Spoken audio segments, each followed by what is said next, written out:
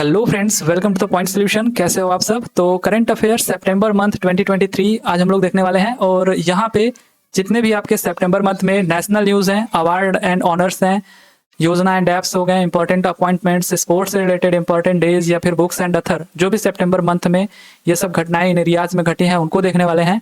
और ये सारा का सारा आपका वन लाइनर होगा, ठीक है। वन लाइनर लगभग आपको 200 के करीब इसमें क्वेश्चंस देखने को मिलेंगे, ठीक है। तो बहुत ही आपको पेशेंस रख करके देखना होगा। एक बार सिंपली चीज़ों को रीड करना है। इसका जो पीडीएफ होगा वो आपको मिल जाएगा, ठीक है। तो पीडीएफ की चिंता नहीं करनी है, इसका पीडीएफ आपको नीचे जो टेलीग्राम लिंक दिया होगा वहाँ पे मिल जाएगा। तो चलिए फिर बिना टाइम वेस्ट किए हम लोग सीधे मूव करते हैं जो सितंबर मंथ का करंट अफेयर है उसके नेशनल न्यूज़ की तरफ। तो चलिए फिर स्टार्ट करते हैं सबसे पहले नेशनल न्यूज से। तो जितने भी सितंबर महीने में नेशनल न्यूज है वो कुछ इस तरीके से हैं। पहला जो क्वेश्चन है कि केंद्रीय मंत्री पीयूष गोयल ने किस राज्य में स्वतंत्र भारत के पहले वित्त मंत्री आर के शनमुगम चेट्टी की प्रतिमा का अनावरण किया है? किस राज्य में भारत के पहले वित्त मंत्री आर के शनमुगम चेट्टी की प्रतिमा का अनावरण किया गया? तमिलनाडु में किया गया। इसके द्वारा किया गया तो केंद्रीय मंत्री पीयूष गोयल के द्वारा, राइट। अगला क्वेश्चन है कि किस देश के द्वारा अक्टूबर को हिंदू हेरिटेज मंथ के रूप में घोषित किया गया? तो किस देश के द्वारा अक्टूबर महीने को हिंदू हेरिटेज मंथ के रूप में घोषित किया गया? तो ये जॉर्जिया के द्वारा किया गया, ठीक है। किसके द्वारा किया गया? जॉर्जिया के द्वारा। तो आप इसको याद रखिएगा। अगला क्वेश्चन है कि किस राज्य सरकार ने 16 पौराणिक मंदिरों को विकसित करने के लिए मानस खंड मंदिर माला मिशन शुरू किया है? तो किस राज्य सरकार ने, बताइए, 16 पौराणिक मंदिरों को विकसित करने के लिए मानस खंड मंदिर माला मिशन शुरू किया? तो ये उत्तराखंड सरकार ने शुरू किया, ठीक है। उत्तराखंड सरकार ने 16 पौराणिक मंदिरों को विकसित करने के लिए मानस खंड मंदिर माला मिशन शुरू किया, राइट। अगला क्वेश्चन देख लेते हैं। अगला क्वेश्चन हमारा है कि राष्ट्रपति द्रौपदी मुर्मू ने कहां पर महात्मा गांधी की प्रतिमा और गांधी वाटिका का अनावरण किया है? तो देखिए, राष्ट्रपति द्रौपदी मुर्मू ने कहां पर महात्मा गांधी की प्रतिमा और गांधी वाटिका का अनावरण किया? तो ये नई दिल्ली में किया, ठीक है। कहां पे किया? नई दिल्ली में। अगला क्वेश्चन है कि केंद्रीय शिक्षा मंत्री धर्मेंद्र प्रधान ने किसे डीम्ड यूनिवर्सिटी का दर्जा प्रदान किया है? यहाँ पे किसे प्रदान किया डीम्ड यूनिवर्सिटी का दर्जा? Important question. देखिए, ऐसे एजुकेशनल जो क्वेश्चन होते हैं आपसे अधिकांशतः पूछे जाते हैं करंट अफेयर में, ठीक है। केंद्रीय शिक्षा मंत्री जो अपने धर्मेंद्र प्रधान हैं, इन्होंने किसे डीम्ड यूनिवर्सिटी का दर्जा प्रदान किया है? तो एनसीईआरटी को, ठीक है। तो एनसीईआरटी को डीम्ड यूनिवर्सिटी का दर्जा प्रदान किया है अपने केंद्रीय शिक्षा मंत्री धर्मेंद्र प्रधान ने। तो इसको याद रखिएगा, एनसीईआरटी को, राइट। अगला क्वेश्चन है कि भारतीय नवीकरणीय ऊर्जा विकास एजेंसी लिमिटेड ने नवीकरणीय ऊर्जा के विकास के लिए किस बैंक के साथ समझौता किया है? तो ये यूनियन बैंक के साथ समझौता किया है, ठीक है। तो भारतीय नवीकरणीय ऊर्जा विकास एजेंसी लिमिटेड ने नवीकरणीय ऊर्जा के विकास के लिए किस बैंक के साथ समझौता किया? Union bank of India. अगला क्वेश्चन है कि किसने दुनिया के पहले पोर्टेबल अस्पताल आरोग्य मैत्री क्यूब का अनावरण किया है? तो अगर बात आए आरोग्य मैत्री क्यूब, ठीक है, तो ये आपको बताना है भारत ने किया है, ठीक है, भारत ने। तो किसने दुनिया के पहले पोर्टेबल अस्पताल, ठीक है, तो पहले पोर्टेबल अस्पताल आरोग्य मैत्री क्यूब का अनावरण किसने किया है? तो ये भारत ने किया है, ठीक है, इसको याद रखिएगा। अगला क्वेश्चन है कि महिला स्व सहायता समूह द्वारा संचालित देश के पहले टोल प्लाजा किस राज्य में शुरू किया गया है? तो किस राज्य में ये पहला महिला स्व सहायता समूह द्वारा, ठीक है, तो ये आपके लिए इंपॉर्टेंट हो सकता है कि महिला स्व सहायता समूह द्वारा संचालित देश के पहले टोल प्लाजा किस राज्य में शुरू किए गए हैं? तो ये मध्य प्रदेश में शुरू किए गए हैं, ठीक है, एमपी, मध्य प्रदेश, ठीक है। तो मध्य प्रदेश के जितने न्यूज होंगे वो भी आप ध्यान में रखिएगा क्योंकि चुनाव यहाँ पे होने वाले हैं। अगला क्वेश्चन है कि सांची भारत का पहला सोलर नगर बन गया है, यह किस राज्य में स्थित है? तो जो सांची है ये भारत का पहला सोलर नगर बन गया है, ये भी आपका मध्य प्रदेश में है, ठीक है। मैंने अधिकांशतः अभी तक जितने पीछे देखे हैं, जितने सोलर सेल से रिलेटेड, सोलर पावर से रिलेटेड क्वेश्चन है, वो अधिकांशतः मैंने मध्य प्रदेश में देखे हैं, ठीक है। तो यहाँ पे ये पहला सोलर नगर कौन बन गया है? सांची भारत का पहला सोलर नगर बन गया है और ये कहाँ पर है? तो ये मध्य प्रदेश में है, ठीक है, तो इसको आप याद रखेंगे।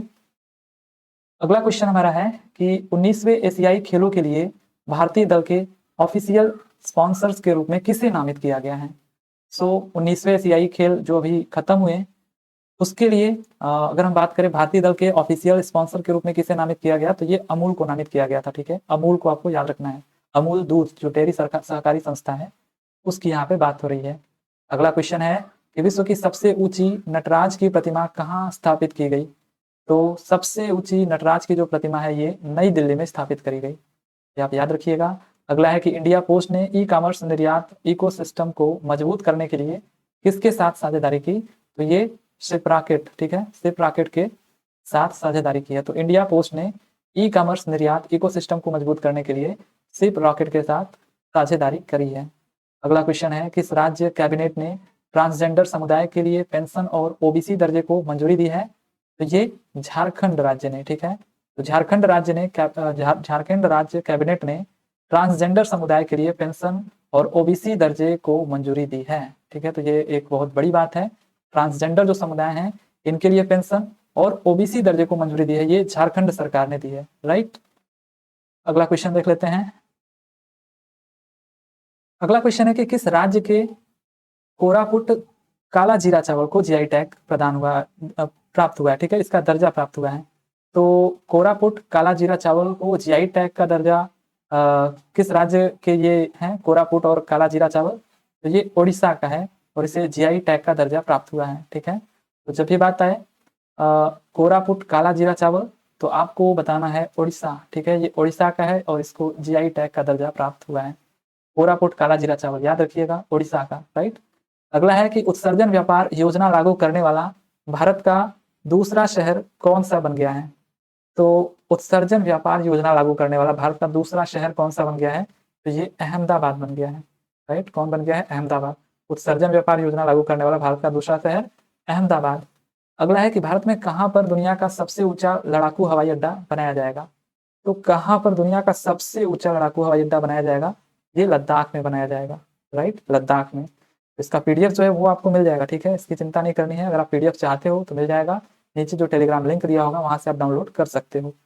अगला क्वेश्चन है कि भारत और किसने मिलकर इंफ्रास्ट्रक्चर फाइनेंसिंग ब्रिज का शुभारंभ किया है? तो भारत और किसने मिलकर इंफ्रास्ट्रक्चर फाइनेंसिंग ब्रिज का शुभारंभ किया है? तो ये ब्रिटेन के साथ मिलकर, ठीक है। तो भारत और ब्रिटेन ने मिलकर इंफ्रास्ट्रक्चर फाइनेंस ब्रिज का शुभारंभ किया है। किस रेलवे स्टेशन भारतीय ग्रीन बिल्डिंग काउंसिल आईजीबीसी द्वारा ग्रीन रेलवे स्टेशन सर्टिफिकेट दिया गया है? तो किस रेलवे स्टेशन को भारतीय green building council that means IGBC द्वारा ग्रीन रेलवे स्टेशन सर्टिफिकेट दिया गया है, ठीक है। तो किसके द्वारा दिया गया है? Indian green building council IGBC, तो विजयवाड़ा रेलवे स्टेशन को, ठीक है। तो किस रेलवे स्टेशन को दिया गया है ये पूछा है, तो विजयवाड़ा रेलवे स्टेशन आपको याद रखना है, इसको भारतीय ग्रीन बिल्डिंग काउंसिल आईजीबीसी द्वारा ग्रीन रेलवे स्टेशन सर्टिफिकेट दिया गया है, ठीक है, विजयवाड़ा रेलवे स्टेशन आपको याद रखना है। अगला है कि किसके द्वारा नई दिल्ली में किसानों के अधिकारों पर पहली वैश्विक संगोष्ठी का उद्घाटन किया गया है? तो किसके द्वारा नई दिल्ली में किसानों के अधिकारों पर पहली वैश्विक संगोष्ठी का उद्घाटन किया गया है? तो द्रौपदी मुर्मू के द्वारा, ठीक है, द्रौपदी मुर्मू आपको याद रखना है। अगला क्वेश्चन है, किस राज्य में महापाषाण काल की डोमेन साइट पर प्राचीन टेराकोटा मूर्तियां मिली हैं? तो किस राज्य में महापाषाण काल की डोमेन साइट पर प्राचीन टेराकोटा की मूर्तियां मिली हैं? तो कर्नाटक राज्य में। कर्नाटक राज्य में महापाषाण काल की डोमेन साइट पर प्राचीन टेराकोटा मूर्तियां मिली हैं, ठीक है, तो याद रखिएगा। अगला क्वेश्चन देखते हैं कि किस राज्य में आदि शंकराचार्य की 108 फीट ऊंची प्रतिमा समानता की प्रतिमा का लोकार्पण किया गया है? तो ये मध्य प्रदेश में किया गया है। तो किस राज्य में आदि शंकराचार्य की 108 फीट ऊंची प्रतिमा समानता की प्रतिमा का लोकार्पण किया गया है? तो ये मध्य प्रदेश में किया गया है। आदि शंकराचार्य की 108 फीट ऊंची प्रतिमा दैट मीन्स समानता की प्रतिमा, इसका लोकार्पण किया गया मध्य प्रदेश, आपको याद रखना है। अगला क्वेश्चन है कि किस राज्य सरकार ने सरपंच संवाद मोबाइल ऐप का अनावरण किया है? तो सरपंच संवाद मोबाइल ऐप का अनावरण किस राज्य सरकार ने किया है? तो ये असम राज्य ने किया है, ठीक है, किसने किया है?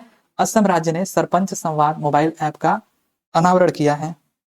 अगला क्वेश्चन है कि इस बार 4 दिसंबर 2023 को किस राज्य के कोंकण तट पर स्थित सिंधुदुर्ग किले में नौसेना दिवस मनाया जाएगा? तो बताइए, इस बार 4 दिसंबर 2023 को किस राज्य के कोंकण तट पर स्थित सिंधुदुर्ग किले में नौसेना दिवस मनाया जाएगा? तो ये महाराष्ट्र में मनाया जाएगा, ठीक है, महाराष्ट्र आपको याद रखना है। महाराष्ट्र में कोंकण तट पर स्थित सिंधुदुर्ग किले में नौसेना दिवस मनाया जाएगा 4 दिसंबर 2023 को। अगला है कि किसे यूनेस्को की वर्ल्ड हेरिटेज लिस्ट में शामिल किया गया है? तो किसे शामिल किया गया है? शांति निकेतन को। हालांकि ये सब ऑब्जेक्टिव क्वेश्चन थे, इस वजह से यहाँ पे ऐसा क्वेश्चन था कि निम्नलिखित में से किसे, तो यहाँ पे शांति निकेतन अगर आपको ऑप्शन में दिखेगा तो आपको टिक लगाना है। तो शांति निकेतन को यूनेस्को की वर्ल्ड हेरिटेज लिस्ट में शामिल किया गया है, ठीक है, शांति निकेतन को। अगला क्वेश्चन हमारा है कि Yashobhoomi India international convention and expo centre का उद्घाटन किस राज्य या केंद्र शासित प्रदेश में किया गया है? तो ये दिल्ली में किया गया है। Yashobhoomi India international convention and expo centre का उद्घाटन अगर पूछे तो ये दिल्ली में किया गया है, ठीक है। अगला क्वेश्चन देखते हैं। अगला क्वेश्चन है कि जम्मू कश्मीर के उधमपुर रेलवे स्टेशन का नाम बदलकर सेना के किस जवान के नाम पर रख दिया गया है? तो ये तुषार महाजन, ठीक है, तुषार महाजन के नाम पर रख दिया गया है। तो जम्मू कश्मीर के उधमपुर रेलवे स्टेशन का नाम बदल करके तुषार महाजन के नाम पर, ठीक है, तो ये एक सेना के जवान है, इनके नाम पर ये रख दिया गया, ठीक है। तुषार महाजन आपको बस सिंपली याद रखना है, राइट। ज्यादा डिटेल में यहाँ पे नहीं जाना है, सिंपली आपको इतना बस ऐसे ही एक बार रीडिंग कर लेना है, राइट। अगला क्वेश्चन है कि ट्रांसजेंडर के लिए भारत की पहली समर्पित OPD Ram Manohar Lohia that means RML अस्पताल में खोली गई, यह कहाँ स्थित है? तो ट्रांसजेंडर के लिए देखिए भारत की पहली समर्पित OPD Ram Manohar Lohia that means RML अस्पताल में खोली गई, यह कहाँ स्थित है? तो ये आपका नई दिल्ली में स्थित है, ठीक है। ये ओपीडी खोली गई है किस अस्पताल में? राम मनोहर लोहिया अस्पताल में ये खोली गई है, किसके लिए? तो ट्रांसजेंडर के लिए। तो ये भारत की पहली समर्पित ओपीडी है, राम मनोहर लोहिया अस्पताल में ये खोली गई है। ये कहाँ पर स्थित है? तो ये नई दिल्ली में स्थित है, आपको याद रखना है ये, राइट। अगला क्वेश्चन देख लेते हैं। अगला क्वेश्चन हमारा है कि होयसला मंदिर भारत के 42वें यूनेस्को के विश्व धरोहर स्थल में शामिल किया गया है, यह किस राज्य में स्थित है? तो यह कर्नाटक में स्थित है, ठीक है। तो होयसला मंदिर भारत के 42वें यूनेस्को के विश्व धरोहर स्थल में शामिल किया गया है, यह कर्नाटक राज्य में स्थित है। अगला क्वेश्चन है कि केंद्रीय नागरिक उड्डयन मंत्री ने द्वारा कहां पर, यहाँ पे होगा कि केंद्रीय नागरिक उड्डयन मंत्री के द्वारा कहां पर उड़ान भवन का उद्घाटन किया गया है? तो कहां पर ये उड़ान भवन का उद्घाटन किया गया है केंद्रीय नागरिक उड्डयन मंत्री के द्वारा? तो ये नई दिल्ली में किया गया है, ठीक है, ज्योतिरादित्य सिंधिया के द्वारा। तो कहां पर उड़ान भवन आपको सिंपली याद रखना है, नई दिल्ली में इसका उद्घाटन किया गया उड़ान भवन का। अगला है रंजीता कृष्णावेनी और रामयाबे किस राज्य की पहली महिला पुजारी होंगी? तो रंजीता कृष्णावेनी और रामयाबे ये तमिलनाडु राज्य की पहली महिला पुजारी होंगी, ठीक है। तो ये पहली महिला पुजारी होंगी कृष्णावेनी और रामयाबे, राइट। रंजीता कृष्णावेनी और रामयाबे ये आपकी तमिलनाडु राज्य की पहली महिला पुजारी होंगी। अगला क्वेश्चन है कि प्रधानमंत्री नरेंद्र मोदी ने पुराने संसद भवन के लिए क्या नाम सुझाया है? तो पुराने अगर हम बात करें संसद भवन के लिए क्या नाम सुझाया प्रधानमंत्री नरेंद्र मोदी ने? तो संविधान सदन, ठीक है, संविधान सदन, राइट। आप याद रखेंगे कि प्रधानमंत्री नरेंद्र मोदी ने पुराने संसद भवन के लिए क्या नाम सुझाया? तो संविधान सदन। अगला क्वेश्चन है कि खादी और ग्रामोद्योग आयोग ने खादी उत्पादों को बढ़ावा देने के लिए किसके साथ समझौता किया?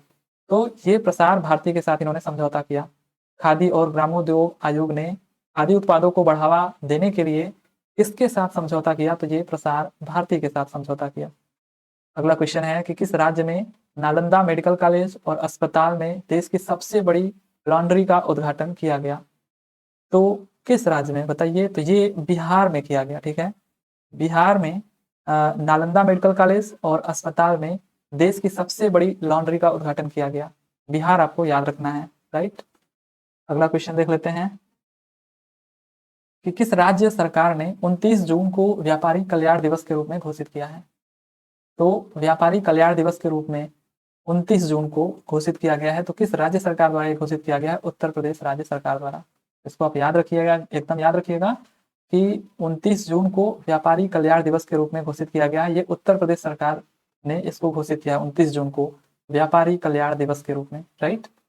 अगला है कि किस भारतीय क्रिकेटर ने नया ब्रांड DNINE स्पोर्ट्स लॉन्च किया है? तो किसने ये लॉन्च किया है? तो ये लॉन्च किया है दीपक चहर ने। तो किस भारतीय क्रिकेटर ने नया ब्रांड D9 स्पोर्ट्स लॉन्च किया है? तो ये दीपक चहर ने किया है, राइट। आप इसको याद रखिएगा, D9 स्पोर्ट्स, तो ये दीपक चहर ने। अगला क्वेश्चन है किस राज्य में डाउन स्ट्रीम पेट्रोकेमिकल कॉम्प्लेक्स और रिफाइनरी विस्तार परियोजना की आधारशिला रखी है? तो किस राज्य ने डाउन स्ट्रीम पेट्रोकेमिकल कॉम्प्लेक्स और रिफाइनरी विस्तार परियोजना की आधारशिला रखी है? ये मध्य प्रदेश सरकार ने रखी है, राइट। ठीक है, जो बहुत ज्यादा इंपॉर्टेंट क्वेश्चन नहीं है उनको हम लोग जल्दी जल्दी कर लेंगे, केवल जो इंपॉर्टेंट उस पर ज़्यादा ध्यान देना है, राइट। अगला क्वेश्चन है कि कुर्मी समुदाय ने रेल रोको आंदोलन कहाँ प्रारंभ किया है। तो कुर्मी समुदाय ने रेल रोको आंदोलन कहाँ प्रारंभ किया, तो ये झारखंड में किया, राइट। रेल रोको मूवमेंट ये कुर्मी समुदाय ने शुरू किया। तो रेल रोको आंदोलन कहाँ प्रारंभ किया, तो ये झारखंड में शुरू किया, इसको आप याद रखेंगे। अगला है कि किस शहर में 22 से 24 सितंबर तक 3 दिवसीय उत्सव नदी उत्सव आयोजित किया गया। तो किस शहर में ये किया गया, 22 से 24 सितंबर के बीच ये किया गया 3 दिवसीय उत्सव नदी उत्सव था। तो ये नई दिल्ली में आयोजित किया गया, ठीक है, नई दिल्ली, सिंपली आप इसको याद रखेंगे। अगला है कि Cochin university of science and technology CUSAT के शोधकर्ताओं ने समुद्री टार्डीग्रेड की एक नई प्रजाति का नाम किसके नाम पर रखा गया है, तो ये रखा गया है APJ अब्दुल कलाम के नाम पे, ठीक है। तो Cochin university of science and technology CUSAT के शोधकर्ताओं ने समुद्री टार्डीग्रेड की एक नई प्रजाति का नाम किसके नाम पर रखा, तो ये APJ अब्दुल कलाम के नाम पर रखा, ठीक है। तो इतनी चीजें आपको याद रखनी है। अगला क्वेश्चन देखते हैं कि किस राज्य के विश्वनाथ घाट को 2023 में भारत के सर्वश्रेष्ठ पर्यटन गांव के रूप में चुना गया है। तो किस राज्य के विश्वनाथ घाट को 2023 में भारत के सर्वश्रेष्ठ पर्यटन गांव के रूप में चुना गया है, तो असम के, ठीक है, असम राज्य के विश्वनाथ घाट को 2023 में भारत के सर्वश्रेष्ठ पर्यटन गांव के रूप में चुना गया है, ठीक है। तो आप बस एक बार इसको रीडिंग करते रहिए, ज़्यादा कुछ यहाँ पे ना नोट करने की जरूरत है ना ही दिमाग लगाने की जरूरत है, बस एक बार आप देखे रहोगे, हो सकता है एग्जाम में आपके क्लिक करे, ठीक है। अगला क्वेश्चन है कि केंद्रीय मंत्री सर्बानंद सोनोवाल द्वारा किस राज्य भारत के पहले लाइट हाउस महोत्सव का उद्घाटन किया गया। तो केंद्रीय जो मंत्री हैं सर्बानंद सोनोवाल, इनके द्वारा किस राज्य में भारत के पहले लाइट हाउस महोत्सव का उद्घाटन किया गया, तो ये गोवा में किया गया, ये आप याद रखिएगा, इंपॉर्टेंट है। केंद्रीय मंत्री सर्बानंद सोनोवाल द्वारा किस राज्य में भारत के पहले लाइट हाउस महोत्सव का उद्घाटन किया गया, तो ये गोवा में किया गया, इसको याद रखिएगा। अगला क्वेश्चन देखते हैं। अगला क्वेश्चन है कि रक्षा मंत्री राजनाथ सिंह ने कहाँ भारत ड्रोन शक्ति 2023 प्रदर्शनी का उद्घाटन किया, तो ये किया गाजियाबाद में, ठीक है। तो रक्षा मंत्री राजनाथ सिंह ने कहाँ भारत ड्रोन शक्ति 2023 प्रदर्शनी का उद्घाटन किया, तो आपको गाजियाबाद याद रखना है, गाजियाबाद में किया गया है, ठीक है, भारत ड्रोन शक्ति 2023 प्रदर्शनी का उद्घाटन। अगला है कि वीरांगना दुर्गावती बाघ अभ्यारण्य किस राज्य का 7वां बाघ अभ्यारण्य बन गया है। तो वीरांगना दुर्गावती बाघ जो अभ्यारण्य है ये मध्य प्रदेश का 7वां बाघ अभ्यारण्य बन गया है, ठीक है। तो 7वां बाघ अभ्यारण्य ये मध्य प्रदेश का बना है, तो आप याद रखिएगा। अगला है कि प्रधानमंत्री मोदी ने उत्तर प्रदेश के किस शहर में अंतरराष्ट्रीय क्रिकेट स्टेडियम की आधारशिला रखी है। सो कहाँ पर रखी है, तो अभी आपने देखा था काफी सारे क्रिकेटर वहां पे जो पुराने थे वो गए हुए थे, तो ये वाराणसी में रखा है, इसको आप याद रखिएगा, काफी इंपॉर्टेंट क्वेश्चन है यूपी के एग्जाम के नजरिए से तो और भी। तो प्रधानमंत्री मोदी ने उत्तर प्रदेश के किस शहर में अंतरराष्ट्रीय क्रिकेट स्टेडियम की आधारशिला रखी, तो वाराणसी में रखी। अगला क्वेश्चन है कि किस शहर में 2 दिवसीय इंडिया स्मार्ट सिटीज कॉन्क्लेव 2023 का आयोजन किया गया, तो किस शहर में ये किया गया, 2 दिवसीय इंडिया स्मार्ट सिटीज कॉन्क्लेव 2023 का आयोजन, ये इंदौर में किया गया, सबसे स्वच्छ जो शहर है इंदौर, यहाँ पे इंडिया स्मार्ट सिटीज कॉन्क्लेव 2023 का आयोजन किया गया। किस राज्य में कर्मा पूजा त्योहार मनाया गया है, तो ये झारखंड में मनाया जाता है, ठीक है। कर्मा पूजा त्योहार कहाँ पे मनाया गया, तो ये झारखंड में मनाया गया, आप इसको सिंपली याद रखेंगे। अगला क्वेश्चन है कि किस टाइगर रिजर्व में 7 दिनों तक चलने वाला हाथी महोत्सव शुरू किया गया, तो किस टाइगर रिजर्व में 7 दिनों तक चलने वाला हाथी महोत्सव शुरू किया गया, तो ये बांधवगढ़ राष्ट्रीय उद्यान में शुरू किया गया, ठीक है, बांधवगढ़ नेशनल पार्क में। तो ये कहाँ पर है बांधवगढ़ नेशनल पार्क, तो ये मध्य प्रदेश के उमरिया जिले में है, तो MP में है, ठीक है, ये भी आपको याद रखना है, बांधवगढ़ राष्ट्रीय उद्यान ये कहाँ पर है, तो ये आपका मध्य प्रदेश में है, और यहाँ पे 7 दिनों तक चलने वाला हाथी महोत्सव शुरू किया गया, ठीक है, ये भी आप याद रखेंगे। अगला है किस राज्य ने सतत अपशिष्ट प्रबंधन के लिए भारत का पहला पॉलीथीन कचरा बैंक शुरू किया, तो पॉलीथीन कचरा बैंक किस राज्य ने ये शुरू किया, तो ये शुरू किया उत्तराखंड ने, आप सिंपली इतना याद रखेंगे, तो पॉलीथीन कचरा बैंक उत्तराखंड ने, ठीक है, उत्तराखंड ने। अगला है कि स्वच्छता पखवाड़ा के हिस्से के रूप में किस शहर ने स्वच्छता ट्रेन पहल शुरू की, तो स्वच्छता ट्रेन पहल शुरू करने वाला कौन सा शहर है, अहमदाबाद, ठीक है। तो स्वच्छता पखवाड़ा के हिस्से के रूप में किस शहर ने स्वच्छता ट्रेन पहल शुरू की, तो ये अहमदाबाद ने शुरू करी। अगला है कैमूर वन्यजीव अभ्यारण्य को किस राज्य के दूसरे बाघ रिजर्व के रूप में विकसित किया गया है? तो ये बिहार के, ठीक है। तो कैमूर जो वाइल्ड लाइफ सेंचुरी है has been developed as the second tiger reserve of which state? तो बिहार, ठीक है। इसको याद रखिएगा, कैमूर वन्यजीव अभ्यारण्य को इस राज्य के दूसरे बाघ रिजर्व के रूप में विकसित किया गया है? तो बिहार के रूप में। अगला है, आंकड़ों के अनुसार खुले में शौच मुक्त ओडीएफ प्लस घोषित गांवों का प्रतिशत कितना है? तो एज पर data what is the percentage of village declared open defecation free ODF plus? तो यहाँ पे आपसे ये पूछा जा रहा है कि आंकड़ों के अनुसार खुले में शौच मुक्त प्लस घोषित गांवों का जो प्रतिशत है वो कितना है? तो वो 75% है। अभी भी 25% ऐसे गांव है, इसका मतलब, जो कि खुले में शौच करते हैं, ठीक है। तो अभी टोटल 75% बताया जा रहा है कि ये स्वच्छ, मतलब खुले में शौच मुक्त हो चुके हैं, ठीक है, गांव। अगला क्वेश्चन, भारतीय भाषा उत्सव कार्यक्रम किस शहर में आयोजित किया जा रहा है? तो भारतीय भाषा उत्सव कार्यक्रम किस शहर में आयोजित किया जा रहा है? तो ये लखनऊ में आयोजित किया जा रहा है, ठीक है। तो भारतीय भाषा उत्सव आपको याद रखना है, लखनऊ में। अगला है कि किस शहर में देश के पहले कार्टोग्राफी संग्रहालय का उद्घाटन किया गया? तो ये मसूरी उत्तराखंड में शुरू किया गया। तो किस शहर में देश के पहले कार्टोग्राफी संग्रहालय का उद्घाटन किया गया? मसूरी उत्तराखंड में, ठीक है। अब देखिए यहाँ पे नेशनल न्यूज जब खत्म हो गया तो हम लोग देख लेते हैं गवर्नमेंट मिशन एप्स एंड योजना, जो भी आपके सितंबर के मंथ में आए हुए हैं उनको हम लोग देखने वाले हैं। तो पहला जो क्वेश्चन है कि किस राज्य सरकार ने सप्ताह के हर मंगलवार को कार फ्री डे की घोषणा करी? तो कार फ्री डे की घोषणा करने वाला जो राज्य था वो था हरियाणा, ठीक है। तो हरियाणा ने कार फ्री डे की घोषणा की, बस आपको इतना याद रखना है। अगला है, किस राज्य सरकार द्वारा मुख्यमंत्री सबल योजना का शुभारंभ किया गया? तो ये हिमाचल प्रदेश के द्वारा शुरू किया गया। तो मुख्यमंत्री सबल योजना का शुभारंभ हिमाचल प्रदेश सरकार द्वारा किया गया। अगला है कि किस केंद्रीय मंत्री ने मालवीय मिशन शिक्षक प्रशिक्षण कार्यक्रम की शुरुआत करी? तो नाम में ही शिक्षक प्रशिक्षण कार्यक्रम है, तो ये जो एजुकेशन मिनिस्टर अपने हैं, शिक्षा मंत्री धर्मेंद्र प्रधान, इन्होंने करा है, ठीक है। तो ये आपके लिए इजी हो जाएगा, शिक्षक प्रशिक्षण कार्यक्रम की अगर बात आए तो धर्मेंद्र प्रधान ने। अगला है, किस राज्य सरकार में मुख्यमंत्री कामधेनु पशु बीमा योजना शुरू की है? तो किस राज्य में ये शुरू हुआ है कामधेनु पशु बीमा योजना? तो ये राजस्थान में शुरू हुआ है, ठीक है। तो राजस्थान का जो क्वेश्चन था आपके पेट में कई बार करंट अफेयर में पूछा हुआ है, ठीक है, जितनी भी बार आपसे हो रहा है। तो ये आप याद रखिएगा, किस राज्य सरकार में मुख्यमंत्री कामधेनु पशु बीमा योजना शुरू की गई है? राजस्थान में। किस राज्य की पुलिस ने महिलाओं के या महिलाओं की सुरक्षा के लिए सेफ सिटी योजना प्रारंभ करने की घोषणा करी है? तो ये हरियाणा सरकार ने करी है। तो ठीक है, किस राज्य की पुलिस ने महिलाओं की सुरक्षा के लिए सेफ सिटी योजना प्रारंभ करने की घोषणा करी है? तो ये हरियाणा सरकार ने करी है। अगला क्वेश्चन देखते हैं कि किस राज्य कैबिनेट ने मॉब लिंचिंग पीड़ित मुआवजा योजना 2023 को मंजूरी दी है? तो मॉब लिंचिंग पीड़ित मुआवजा, ठीक है, काफी चर्चे में रहा था मध्य प्रदेश। तो यहाँ पे मॉब लिंचिंग पीड़ित मुआवजा योजना 2023 को मंजूरी दी गई, ये मध्य प्रदेश में दी गई, ठीक है। कहाँ पे? मध्य प्रदेश में। अगला क्वेश्चन है कि किस राज्य सरकार द्वारा कलैगनार मगलिर उरिमई थोगई थिट्टम, ठीक है, तो नाम ही थोड़ा सा ऐसा है। तो कलैगनार मगलिर उरिमई थोगई थिट्टम सामाजिक कल्याण योजना शुरू की जाएगी। तो अब ये बार बार नहीं पढ़ना है, ऐसा आएगा और पटांग का नाम, तो बस आप समझ जाइएगा कि ये कहाँ पे शुरू करा गया, तमिलनाडु में शुरू किया गया, ठीक है। तो कलैगनार मगलिर उरिमई थोगई थिट्टम, ठीक है, ये कहाँ पे शुरू किया गया? तो तमिलनाडु में, तमिल लैंग्वेज, राइट।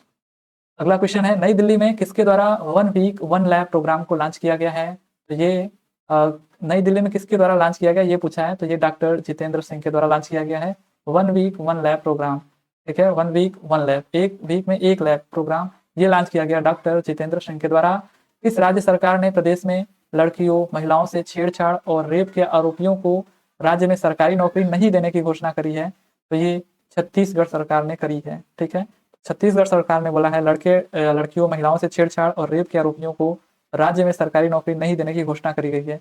नहीं क्या, वैसे भी कोई एक मतलब केस हो जाता है तो उनको कोई भी सरकारी नौकरी में नहीं जाने दिया जाता है, वो तो पहले से ही है, लेकिन फिर भी ये किस राज्य ने शुरू करी है? तो छत्तीसगढ़ राज्य ने शुरू करी है। अगला है कि किस राज्य सरकार ने राज्य की पहली सेवा क्षेत्र नीति को मंजूरी दी है? तो ये उत्तराखंड ने करी है, ठीक है। तो किस राज्य सरकार ने राज्य की पहली सेवा क्षेत्र नीति को मंजूरी दी है? तो उत्तराखंड सरकार ने सेवा क्षेत्र नीति को मंजूरी दी है, आप इसको याद रखिएगा, सेवा क्षेत्र नीति।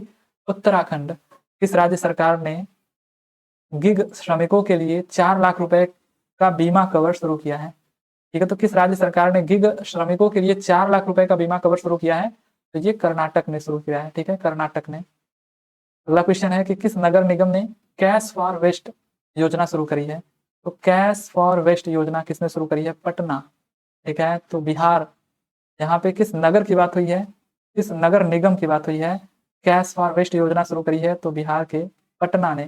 ठीक है, पटना ने शुरू करा है कैश फॉर वेस्ट योजना, आप इसको याद रखेंगे। अगला क्वेश्चन है कि किस राज्य सरकार द्वारा मुख्यमंत्री संपूर्ण पुष्टि योजना शुरू करी गई? तो ये ओडिशा सरकार के द्वारा शुरू की गई। ठीक है, मुख्यमंत्री संपूर्ण पुष्टि योजना किसके द्वारा शुरू करी गई? तो ये ओडिशा सरकार के द्वारा। और वहीं किस राज्य सरकार ने संपत्ति संबंधी समस्याओं को कम करने के लिए गिफ्ट डीडी योजना शुरू करी है? तो गिफ्ट डीडी योजना ये उत्तर प्रदेश सरकार ने शुरू करी है, इसको याद रखिएगा। गिफ्ट डीडी योजना किसने शुरू करी है, किस राज्य ने? तो ये उत्तर प्रदेश राज्य ने शुरू करी है।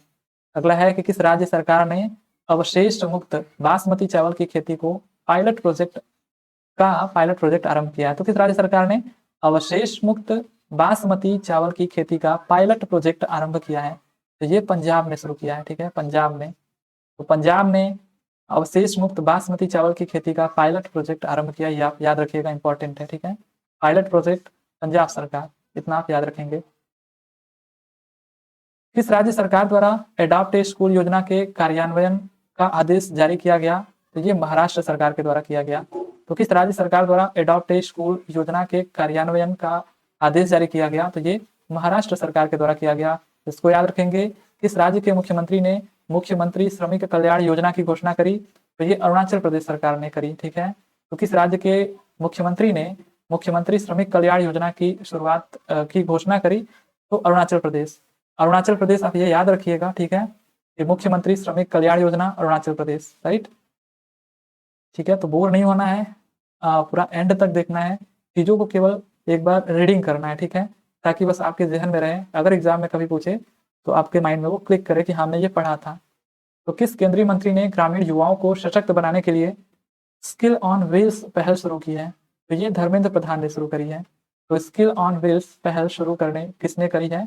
तो अपने एजुकेशन मिनिस्टर धर्मेंद्र प्रधान ने करी है। ठीक है, केंद्रीय मंत्री ने ग्रामीण युवाओं को सशक्त बनाने के लिए स्किल ऑन व्हील्स, तो थोड़ा एजुकेशन से रिलेटेड भी है। ठीक है, इसको आप याद रखेंगे, स्किल ऑन व्हील्स ये धर्मेंद्र प्रधान ने शुरू करी है। किस राज्य सरकार ने गृह आधार योजना और चावत ए बाजार की शुरुआत करी है? तो ये गोवा ने शुरू करी है। किसने शुरू करी है गृह आधार योजना और चावत ए बाजार? तो ये गोवा ने शुरू करा है। और किस राज्य के मुख्यमंत्री द्वारा मुख्यमंत्री आत्मनिर्भर योजना शुरू की गई? तो ये असम के द्वारा शुरू की गई। ठीक है, असम के द्वारा मुख्यमंत्री यहाँ पे आत्मनिर्भर योजना है। ठीक है, तो मुख्यमंत्री आत्मनिर्भर योजना ये असम सरकार के द्वारा शुरू करी गई है, इसको याद रखेंगे, असम सरकार के द्वारा मुख्यमंत्री आत्मनिर्भर। अगला क्वेश्चन है कि किस राज्य सरकार ने फाइल प्रबंधन में तेजी लाने के लिए अधिकारी डेस्क प्रणाली शुरू करने की घोषणा की है? तो ये उत्तर प्रदेश सरकार ने की है। तो किस राज्य सरकार ने फाइल प्रबंधन में तेजी लाने के लिए अधिकारी डेस्क प्रणाली शुरू करने की घोषणा करी? तो ये उत्तर प्रदेश सरकार ने शुरू करी। और किस राज्य ने निवेश आकर्षित करने और राज्य के स्टेनलेस स्टील उत्पादन को बढ़ावा देने के लिए सब्सिडी योजना शुरू करी?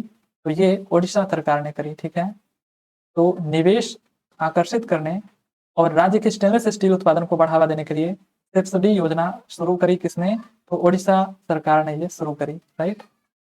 अगला क्वेश्चन देखते हैं कि पर्यटन को बढ़ावा देने के लिए किस राज्य के चंपावत और पिथौरागढ़ जिले स्वदेश दर्शन 2.0 योजना में शामिल किया गया?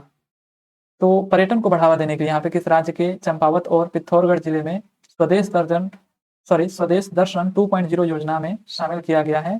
तो ये उत्तराखंड में। ठीक है, उत्तराखंड वैसे भी दर्शन के मामले में आगे है। ठीक है, तो दर्शन से आप याद रखिएगा, स्वदेश दर्शन 2.0 या 2.0 ये उत्तराखंड में इसको शुरू किया गया। ठीक है, शामिल किया गया यहाँ पे इस स्वदेश दर्शन 2.0 को।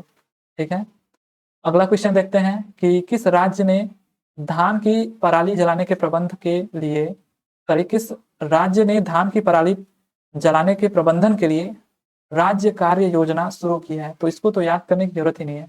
जब भी आपको धान की पराली की बात आती है तो आप जानते हो कि कहाँ से शिकायत होती है हमेशा?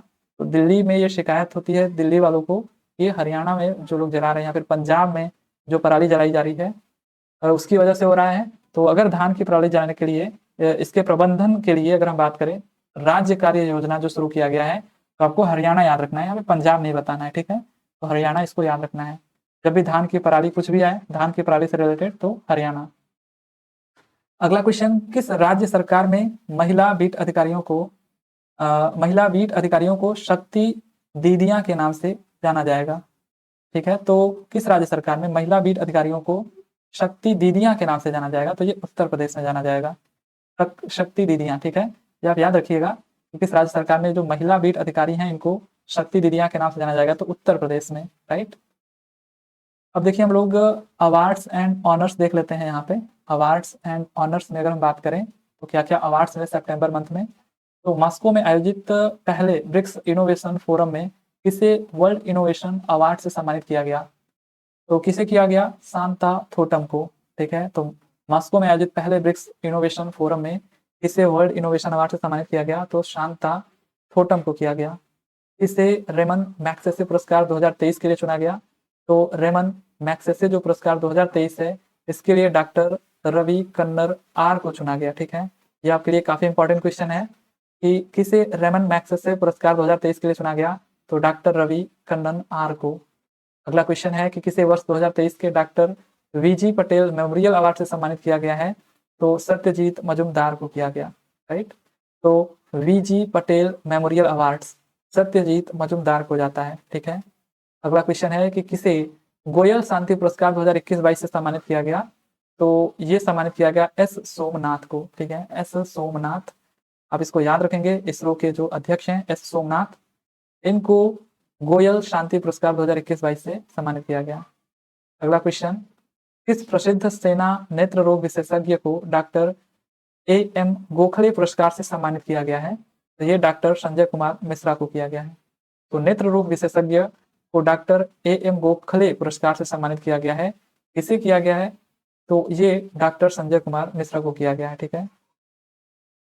अगला क्वेश्चन देखते हैं कि वर्ष 2022 के शांति स्वरूप भटनागर पुरस्कार के लिए कितने वैज्ञानिकों को चुना गया?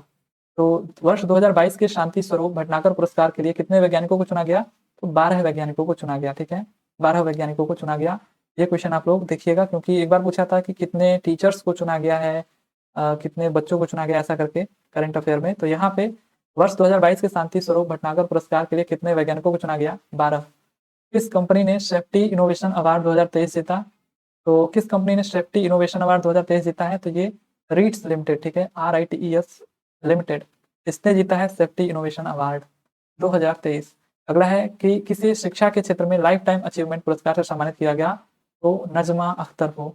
इंपॉर्टेंट क्वेश्चन आपका बन जाता है, ठीक है, नजमा अख्तर को शिक्षा के क्षेत्र में लाइफ टाइम अचीवमेंट पुरस्कार से सम्मानित किया गया, नजमा अख्तर को।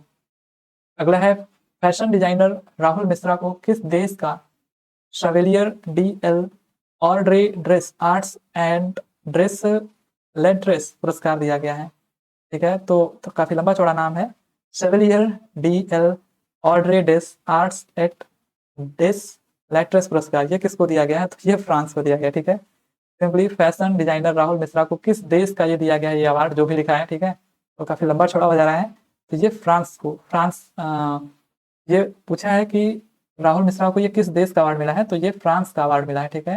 ये जो Chevalier DL Ordre des Arts et des des Lettres का पुरस्कार है, ये फ्रांस का पुरस्कार है जो कि राहुल मिश्रा को दिया गया है। ये एक फैशन डिजाइनर है, ठीक है। अगला क्वेश्चन है कि किस राज्य के राज्यपाल मंगू भाई पटेल को लंदन में अंतरराष्ट्रीय उत्कृष्टता पुरस्कार से सम्मानित किया गया है? तो ये मध्य प्रदेश, ठीक है, मध्य प्रदेश। किस राज्य के राज्यपाल मंगू भाई पटेल? तो मध्य प्रदेश के राज्यपाल मंगू भाई पटेल को लंदन में अंतरराष्ट्रीय उत्कृष्टता पुरस्कार से सम्मानित किया गया है।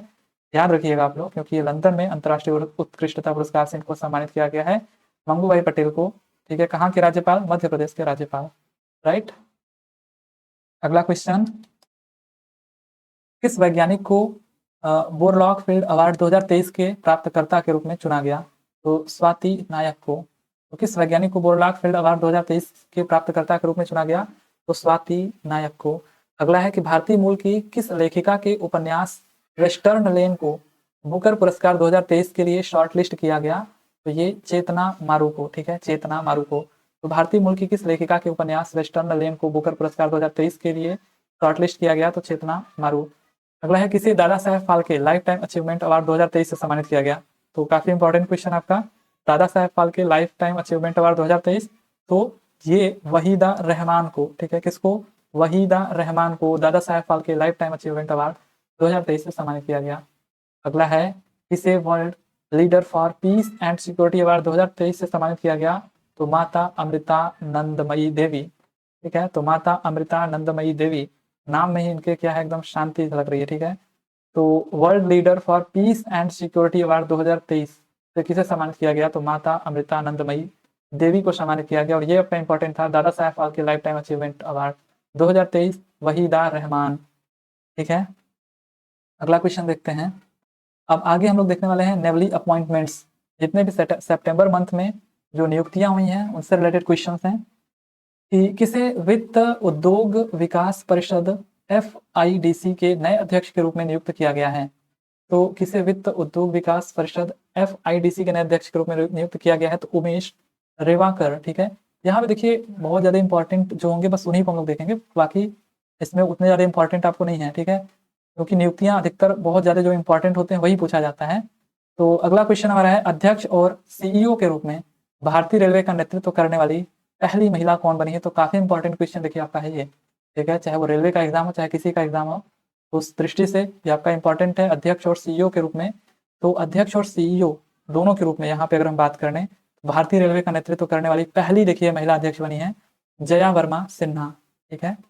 जया वर्मा सिन्हा को जया वर्मा सिन्हा को ये पोस्ट दिया गया है, तो ये पहली महिला बन जाती हैं, ठीक है। इससे पहले किसी दूसरे पोस्ट पे थी रेलवे में ही, लेकिन अब इनको अध्यक्ष और CEO के रूप में भारतीय रेलवे का नेतृत्व करने के लिए दिया गया है, राइट। अगला क्वेश्चन, आकाशवाणी एवं NSD के प्रधान महानिदेशक का पदभार किसने ग्रहण किया है? तो ये डॉक्टर वसुधा गुप्ता ने किया है। तो आकाशवाणी और NDC के प्रधान महानिदेशक डॉक्टर वसुधा गुप्ता, और किसे प्रेस इंफॉर्मेशन ब्यूरो PIB के प्रमुख के रूप में नियुक्त किया गया है? तो PIB जो इंडियन गवर्नमेंट का जो पोर्टल है, ये आप याद रखिएगा, मनीष देसाई को नियुक्त किया गया है इसके प्रमुख के रूप में, इंपॉर्टेंट है थोड़ा, ठीक है। तो प्रेस इंफॉर्मेशन ब्यूरो जो PIB होता है, इसके प्रमुख के रूप में किसे नियुक्त किया गया है? तो मनीष देसाई को, राइट। अगला है कि किस भारतीय अभिनेता को भारतीय फिल्म एवं टेलीविजन संस्थान FTII पुणे के नए अध्यक्ष के रूप में नामित किया गया है? तो किसे नामित किया गया है? Film and television institute of India, film television institute of India FTII Pune. तो किस अभिनेता को इस भारतीय फिल्म एवं टेलीविजन संस्था के नए अध्यक्ष के रूप में नियुक्त किया गया है? तो R माधवन, R माधवन, ये आप याद रखिएगा, ठीक है, R माधवन, इसको आपको याद रखना है क्योंकि इनकी फिल्म अभी सर्वश्रेष्ठ फिल्म भी जो 69th वाला जो चल रहा था फिल्म पुरस्कार जो वितरित हो रहा था, ठीक है, रॉकेटरी जो मूवी थी, ये इन्हीं ने बनाया है। तो ये इंपॉर्टेंट है थोड़ा, आप इसको याद रखिएगा। किस भारतीय अभिनेता को भारतीय फिल्म एवं टेलीविजन संस्थान FTII पुणे के नए अध्यक्ष के रूप में चुना गया है? तो R माधवन को। अगला है भारतीय मूल के अर्थशास्त्री थर्मन षणमुगरत्नम किस देश के नए राष्ट्रपति बने हैं? तो भारतीय मूल के अर्थशास्त्री हैं थर्मन षणमुगरत्नम, ये किस देश के नए राष्ट्रपति बने हैं? सिंगापुर के, ठीक है। तो लोगों का नाम तो अजीबोगरीब होता है, मतलब थर्मन षणमुगरत्नम, ठीक है, ये किस देश के नए राष्ट्रपति बने हैं? तो ये सिंगापुर के बने हैं, इसको याद रखिएगा, राष्ट्रपति। अगला क्वेश्चन हमारा है कि किस राज्य की रहने वाली प्रवीणा अंजना ने मिस इंटरनेशनल इंडिया 2023 का खिताब जीता? तो किस राज्य की रहने वाली हैं प्रवीणा अंजना जिन्होंने मिस इंटरनेशनल इंडिया 2023 का खिताब जीता है? तो ये राजस्थान की रहने वाली हैं, राइट। अगला क्वेश्चन है इंटरनेशनल E-स्पोर्ट्स फेडरेशन के सदस्य के रूप में किस भारतीय को चुना गया है? तो लोकेश सूजी को, ठीक है, तो लोकेश सूजी को चुना गया है इंटरनेशनल स्पोर्ट्स फेडरेशन के सदस्य के रूप में। अगला है अमित S तेलंग को किस देश में भारत के अगले उच्चायुक्त के रूप में नियुक्त किया गया? तो अगले उच्चायुक्त के रूप में अमित S तेलंग को नियुक्त किया गया। ये किस देश में भारत के अगले उच्चायुक्त होंगे? तो ये गुयाना में, ठीक है, गुयाना में ये भारत की तरफ से अगले उच्चायुक्त के रूप में नियुक्त किए गए, राइट। अगला है किसे दूरसंचार विभाग के सचिव के रूप में नियुक्त किया गया? तो नीरज मित्तल को। तो भारत के दूरसंचार विभाग के सचिव के रूप में किसे नियुक्त किया गया है? तो ये नीरज मित्तल को नियुक्त किया गया है। अगला है मध्य रेलवे के प्रधान मुख्य परिचालन प्रबंधक के रूप में किसने पदभार ग्रहण किया है? तो मध्य रेलवे के प्रधान मुख्य परिचालन का बात हो रहा है, तो इसके प्रबंधक के रूप में श्याम सुंदर गुप्ता को नियुक्त किया गया है। ठीक है, किसको? श्याम सुंदर गुप्ता को। अगला है, किसे नेस्कॉम के उपाध्यक्ष के रूप में नियुक्त किया गया है? तो who has been appointed as the vice president of NASSCOM? तो सिंधु गंगाधरन को। ठीक है, नेस्कॉम के उपाध्यक्ष के रूप में किसे नियुक्त किया गया है? सिंधु गंगाधरन को। अगला है कि गोपाल बागले किस देश में भारत के उच्चायुक्त के रूप में नियुक्त हुए हैं? तो गोपाल बागले की अगर जब बात आएगी तो ये ऑस्ट्रेलिया में भारत के उच्चायुक्त होंगे। ठीक है, गोपाल बागले। अगला है, भारतीय सौर ऊर्जा निगम के निदेशक वित्त का पदभार ग्रहण किसने किया है? तो ये ज्योतिष रंजन सिकीदर ने। ठीक है, तो भारतीय सौर ऊर्जा निगम के निदेशक या फिर वित्त, ठीक है, वित्त निदेशक का जो पदभार ग्रहण किया है वो ज्योतिष रंजन सिकीदर ने किया है। अगला है, मदन लाल रैगर को किस देश में भारत के नए राजदूत के रूप में नियुक्त किया गया है? तो कांगो गणराज्य के। ठीक है, तो देखिए यहाँ पे मदन लाल रैगर नाम है इनका, इनको किस देश में भारत के लिए नए राजदूत के रूप में नियुक्त किया गया है? तो कांगो गणराज्य के। ठीक है, कांगो गणराज्य, रिपब्लिक ऑफ कांगो। अगला क्वेश्चन है कि हरियाणा सरकार ने किसे हरियाणा फिल्म और मनोरंजन नीति के गवर्निंग काउंसिल का अध्यक्ष नियुक्त किया है? तो मीता वशिष्ठ को। ठीक है, मीता वशिष्ठ को हरियाणा सरकार ने फिल्म और मनोरंजन नीति के गवर्निंग काउंसिल का अध्यक्ष नियुक्त किया है। अगला है कि किसे भारत के प्रवर्तन निदेशालय के प्रभारी निदेशक के रूप में नियुक्त किया गया है? तो ये राहुल नवीन को किया गया है।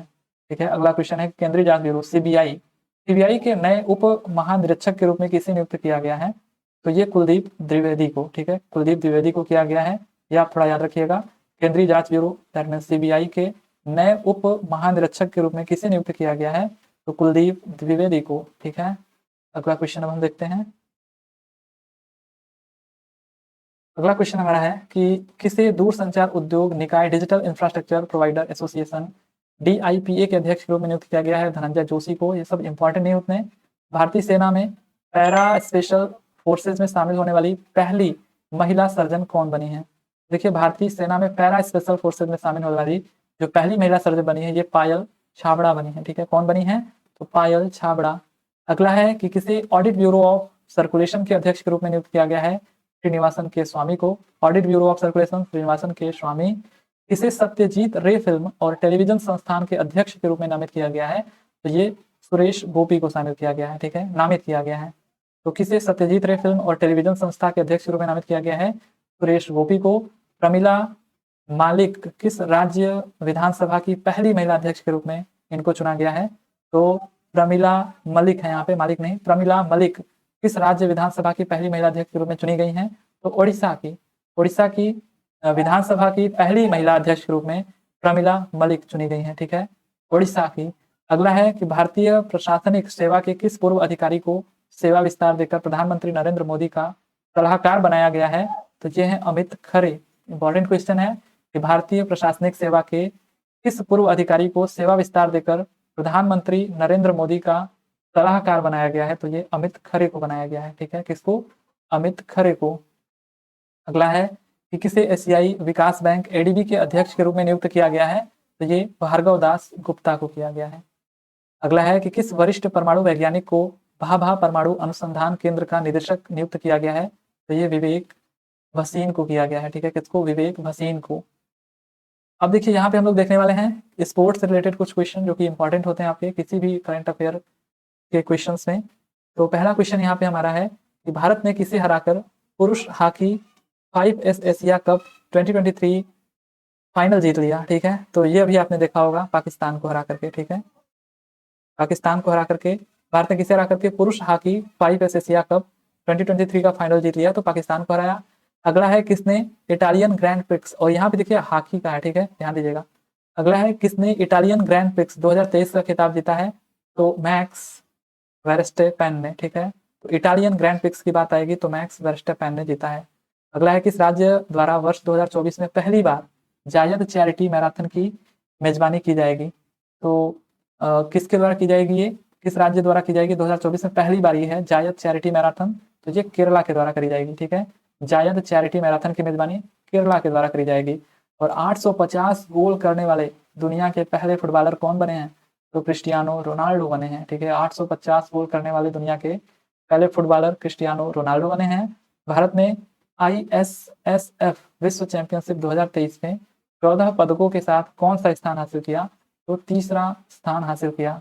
तो भारत ने ISSF विश्व चैंपियनशिप 2023 में 14 पदकों के साथ तीसरा पोजीशन हासिल किया। अगला है कि किस शहर में 22 सितंबर से स्ट्रीट चाइल्ड क्रिकेट विश्व कप आयोजित किया जाएगा? तो देखिए यहाँ पे स्ट्रीट चाइल्ड क्रिकेट विश्व कप का आयोजन चेन्नई में किया जाएगा 22 सितंबर से, मतलब 22 सितंबर से ये शुरू हुआ, ठीक है। किस शहर में ये शुरू हुआ? चेन्नई में शुरू हुआ, ठीक है। तो स्ट्रीट चाइल्ड क्रिकेट विश्व कप कहाँ पे आयोजित हुआ? चेन्नई में, आपको याद रखना है। अगला क्वेश्चन देख लेते हैं कि सुब्रतो कप अंतर्राष्ट्रीय फुटबॉल टूर्नामेंट 2023 में 62वें संस्करण का मेजबान शहर कौन सा है? तो सुब्रतो कप अंतर्राष्ट्रीय फुटबॉल टूर्नामेंट की अगर हम बात करें तो 62वां इसका संस्करण था और इसका जो मेजबान शहर था वो गुरुग्राम बेंगलुरु, ठीक है। तो गुरुग्राम में ये हो रहा था, बेंगलुरु में, ठीक है।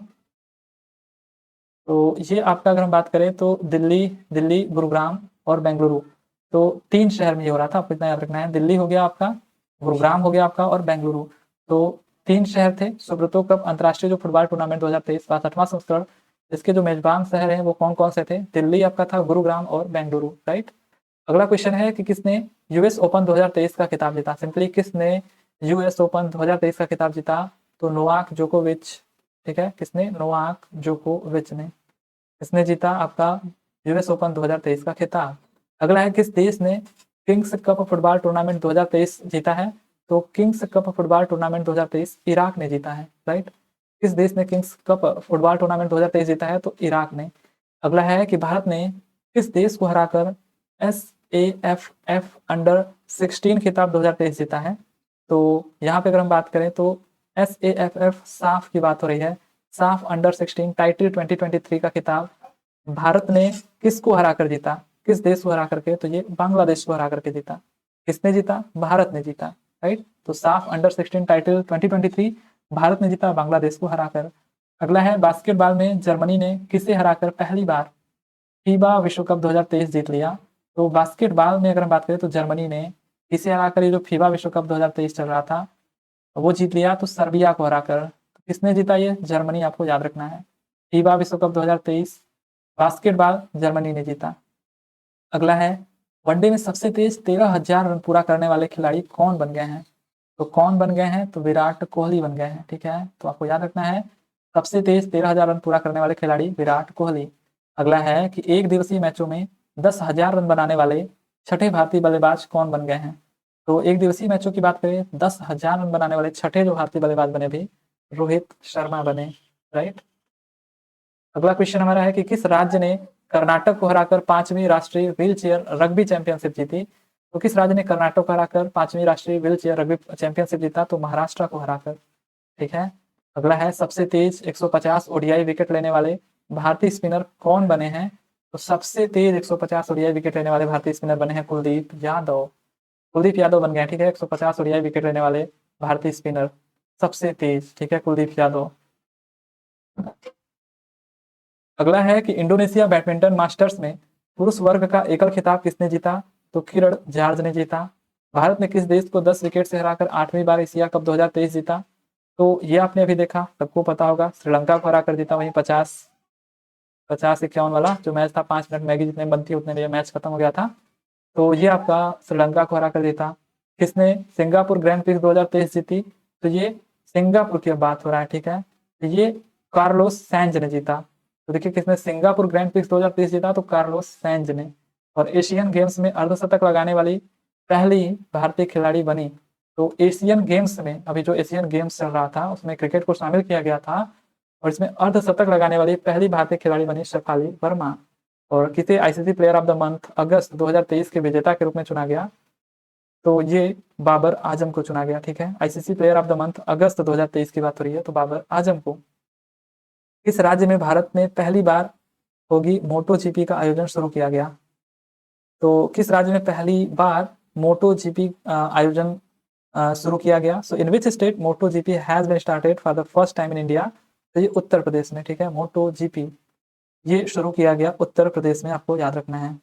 अगला क्वेश्चन देखते हैं। तो अगला क्वेश्चन हमारा है कि वनडे फॉर्मेट में 3,000 छक्के लगाने वाली पहली क्रिकेट टीम कौन बनी है? मैं सोचा यहाँ पे 3,000 छक्के लगाने वाला प्लेयर कहाँ से आ गया? तो 3000 छक्के लगाने वाली पहली क्रिकेट टीम कौन बनी है, तो इंडिया बनी है, ठीक है। और इंडिया में भी अभी अगर हम बात करें फिलहाल में, तो रोहित शर्मा जानते हैं आप, छक्के लगाने के मामले में आगे चल रहे हैं, ठीक है। और उनके पहले कौन था, इससे पहले जैसे शाहिद अफरीदी थे और कृष्ण गेल, उनको पीछे छोड़ते हुए अभी बने हैं रोहित शर्मा, ठीक है। अगला क्वेश्चन हमारा है कि भारतीय महिला क्रिकेट टीम ने किसे हराकर एशियाई गेम्स 2023 में स्वर्ण पदक जीता। तो भारतीय महिला क्रिकेट टीम ने किसे हराकर, अभी जो एशियन गेम्स चल रहा था 2023 का, उसमें स्वर्ण पदक जीता, तो श्रीलंका को हरा करके जीता, ठीक है। एशिया कप जो हो रहा था पुरुषों का, उसमें भी श्रीलंका को हराकर भारत ने जीता, और एशियन गेम्स जो हो रहा था उसमें भी 2023 का जो एशियन गेम्स हो रहा था, इसमें भी भारत जो स्वर्ण पदक जीता श्रीलंका को हरा करके जीता। वहीं एशियन गेम्स 2022 में भारत ने पहला स्वर्ण पदक किस खेल में जीता, तो ये शूटिंग में जीता, निशानेबाजी में जीता, ठीक है। और यहाँ पे देखिए जो एशियन गेम्स हो रहा था उसमें पुरुषों में भी अगर हम बात करें तो भारत यहाँ पे, हालांकि वो मैच क्या हो गया था, बारिश की वजह से धुल गया था, लेकिन वहाँ पे गोल्ड जो मिला था वो किसको मिला था, जो गोल्ड मिला वो इंडिया को ही मिला, और इंडिया को, ठीक है।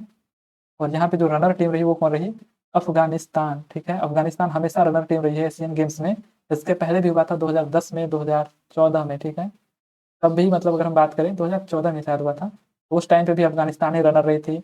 एक बार श्रीलंका जीती थी, बांग्लादेश जीती थी, फिर श्रीलंका जीती थी, अभी इस बार इंडिया जीती है, क्योंकि इन दोनों में इंडिया पार्टिसिपेट ही नहीं करी थी, ठीक है।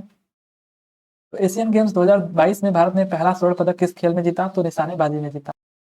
अगला क्वेश्चन है कि अंतरराष्ट्रीय टेनिस हॉल ऑफ फेम 2024 के लिए नामित होने वाले एशिया के पहले पुरुष खिलाड़ी कौन बन गए हैं, तो ये बन गए हैं लिएंडर पेस। इसको याद रखिएगा, अंतरराष्ट्रीय टेनिस हॉल ऑफ फेम 2024 के लिए नामित होने वाले एशिया के पहले पुरुष खिलाड़ी बन गए हैं लिएंडर पेस।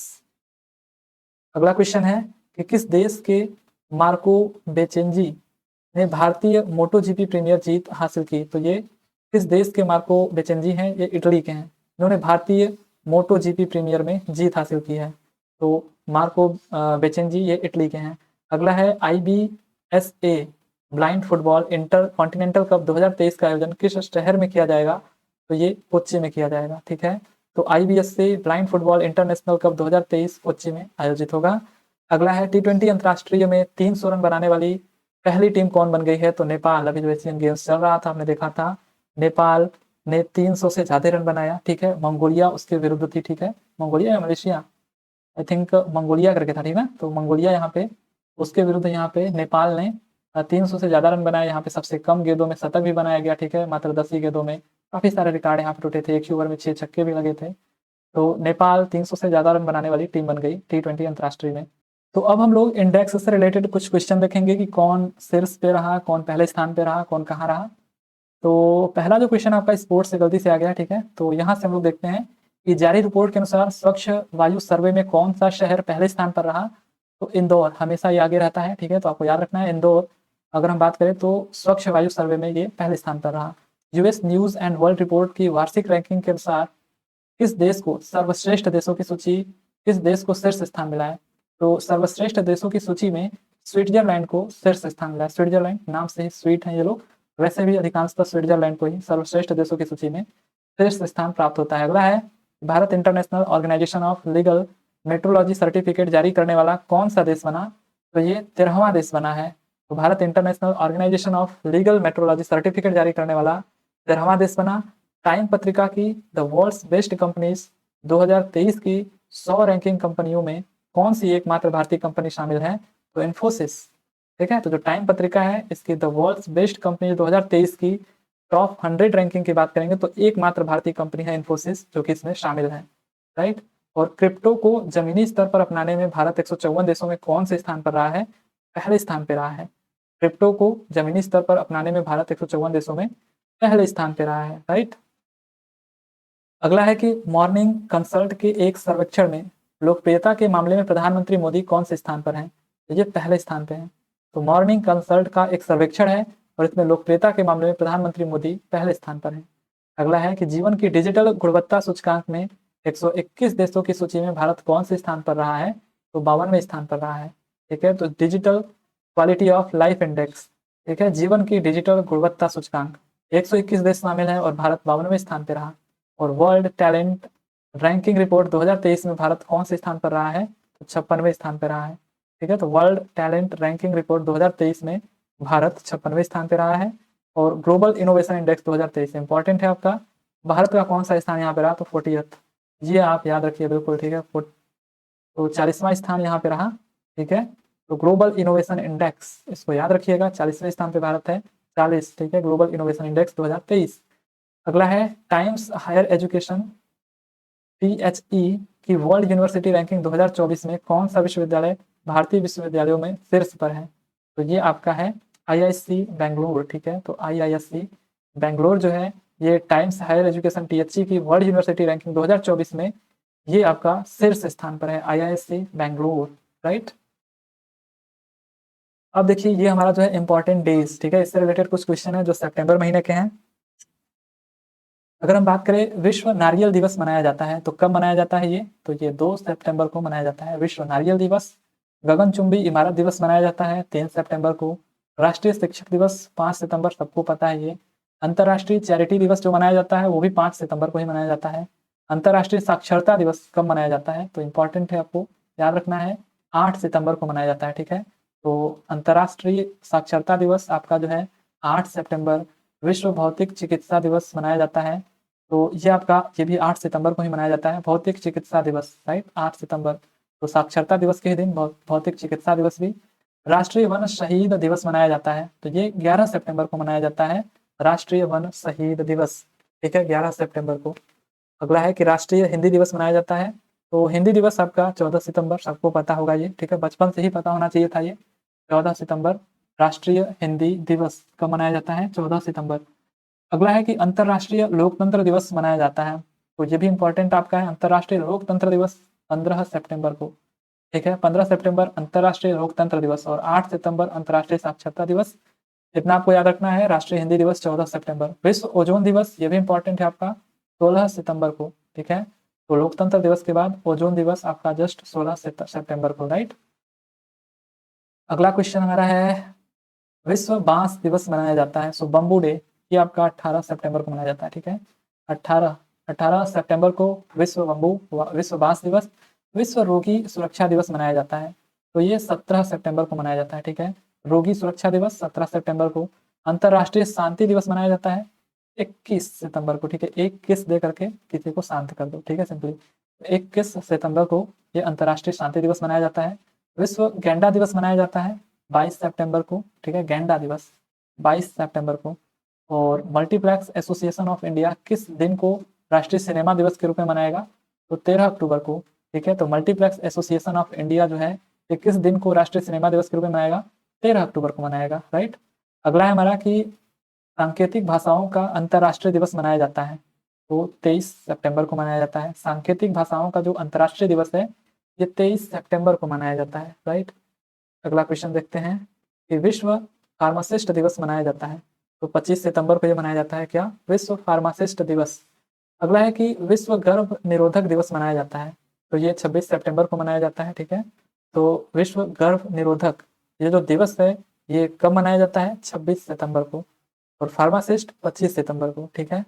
अगला है विश्व पर्यटन दिवस, ठीक है। तो ये जो विश्व पर्यटन दिवस है ये कब मनाया जाता है, 27 सितंबर को। 27 सितंबर को विश्व पर्यटन हो गया। विश्व रेबीज दिवस जो है ये कब मनाया जाता है, 28 सितंबर को, ठीक है। रेबीज दिवस भी थोड़ा याद कर लीजिएगा, 28 सितंबर को ये मनाया जाता है, ठीक है। अगला है कि विश्व हृदय दिवस मनाया जाता है 29 सितंबर को, तो 29 सितंबर को विश्व हृदय दिवस। अगला है अंतर्राष्ट्रीय अनुवाद दिवस मनाया जाता है, तो ये 30 सितंबर को मनाया जाता है, अंतर्राष्ट्रीय अनुवाद दिवस। तो अंतर्राष्ट्रीय अनुवाद दिवस 30 सितंबर हो गया। अब यहाँ पे हम लोगों को जो हमारा लास्ट टॉपिक है ये हमारे कुछ बुक्स और अथर्स हैं, ठीक है, उनके बारे में देख लेते हैं एक बार हम लोग कि किस केंद्रीय मंत्री ने NCERT और यूनेस्को के सहयोग से comic book let's move forward launch की। तो लेट्स मूव फॉरवर्ड ये किसके द्वारा लॉन्च किया गया, तो धर्मेंद्र प्रधान के द्वारा किया गया, ठीक है। तो किस केंद्रीय मंत्री ने किया, NCERT और यूनेस्को के सहयोग से कॉमिक बुक लॉन्च, ये हमने पढ़ा भी शायद, तो ये धर्मेंद्र प्रधान के द्वारा लॉन्च किया गया, एजुकेशन मिनिस्टर। NCERT ने किसके सहयोग से स्वास्थ्य पर आधारित let's move forward comic book जारी की, तो किसके सहयोग से, अभी हमने देखा यूनेस्को के सहयोग से, ठीक है।